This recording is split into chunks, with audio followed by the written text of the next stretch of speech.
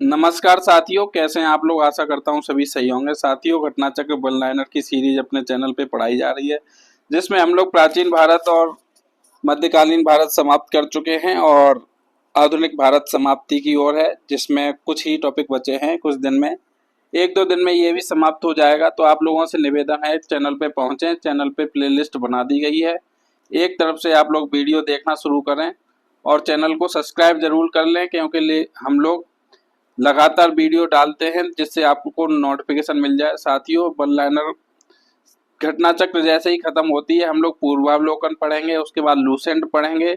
मतलब इस कारवां जो हमने शुरू किया है उसको बहुत आगे तक ले जाना है। तो आप लोग अगर इस चैनल से जुड़े हैं या और लोगों को भी जोड़ेंगे तो इससे जितना हो सकता है और लोगों का फायदा होगा। तो कोशिश करिए, खुद तो जुड़े ही जुड़े और लोगों को भी इस चैनल से जोड़ें और कमेंट में हमें बताएं कि किस तरीके की वीडियो बनाई जाए, जिससे ज़्यादा से ज़्यादा लोगों का वेलफेयर हो सके। तो आज नया टॉपिक हम शुरू करते हैं आधुनिक भारत में, वो है साइमन कमीशन। तो साइमन कमीशन 1927, इसका पहला प्रश्न है, साइमन कमीशन भारत आया। तो साइमन कमीशन भारत कब आया? वह आया था वर्ष 1928 में।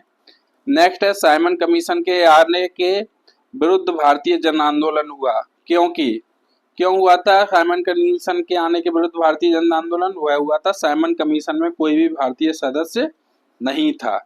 नेक्स्ट है, साइमन आयोग नियुक्त किया गया था। तो साइमन आयोग क्यों नियुक्त किया गया था, वो कब नियुक्त किया था? तो साइमन आयोग 1927 में नियुक्त किया गया था।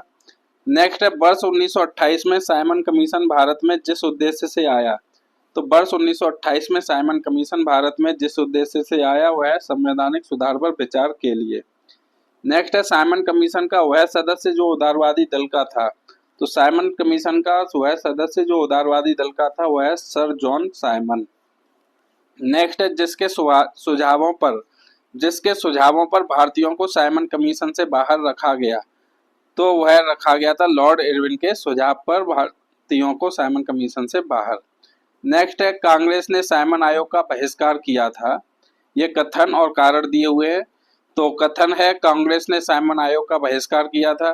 कारण है, साइमन आयोग में एक भी सदस्य भारतीय नहीं था। तो ए और आर, कथन और कारण दोनों सही हैं तथा कारण कथन की सही व्याख्या भी करता है।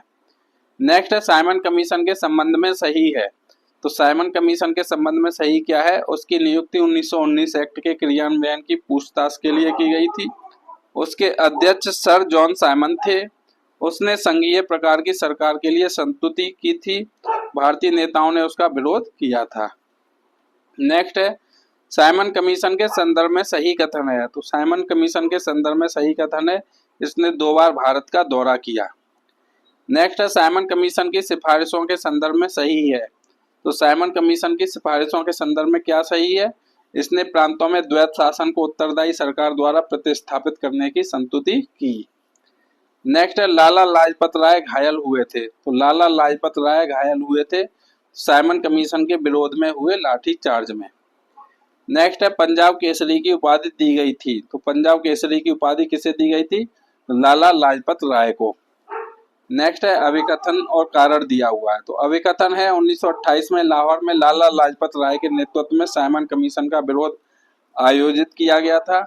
कारण है, साइमन कमीशन में एक भी भारतीय सदस्य शामिल नहीं था। तो ए और आर, अभिकथन और कारण दोनों सत्य हैं और कारण अभिकथन की सही व्याख्या कर रहा है। नेक्स्ट है, नेहरू रिपोर्ट तैयार की थी। ये जरूर याद कर लीजिए, बहुत कंफ्यूजिंग है, लोग जवाहरलाल नेहरू लगा देते हैं। नेहरू रिपोर्ट तैयार की थी, ये की थी मोतीलाल नेहरू ने। किसने? एमएल नेहरू ने। नेक्स्ट है, राजगोपालाचारी और सरदार पटेल, पंडित मोतीलाल नेहरू और गोविंद बल्लभ पंत, सर तेज बहादुर सप्रू और जयकर तथा जवाहरलाल नेहरू और जगजीवन राम में से सर्वप्रथम भारत के लिए औपनिवेशिक स्वराज्य की मांग की थी। तो किसने की थी? सर तेज बहादुर सप्रू और जयकर ने। नेक्स्ट है, भारतीय स्वतंत्रता आंदोलन के काल के संदर्भ में नेहरू रिपोर्ट में अनुशंसा की गई थी।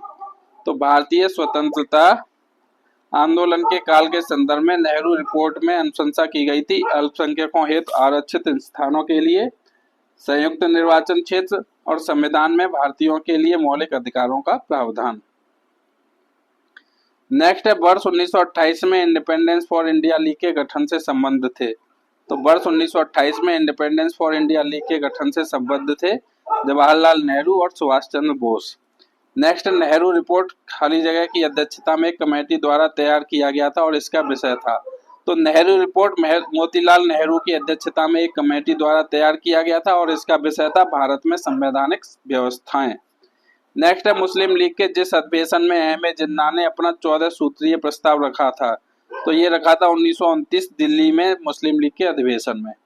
नेक्स्ट है कांग्रेस दल की उग्र शाखा ने जिसके एक प्रमुख नेता जवाहरलाल नेहरू थे इंडिपेंडेंस फॉर इंडिया लीग की स्थापना की। वह लीग स्थापित हुई थी किसके? तो वह लीग स्थापित हुई थी नेहरू रिपोर्ट के विरोध में।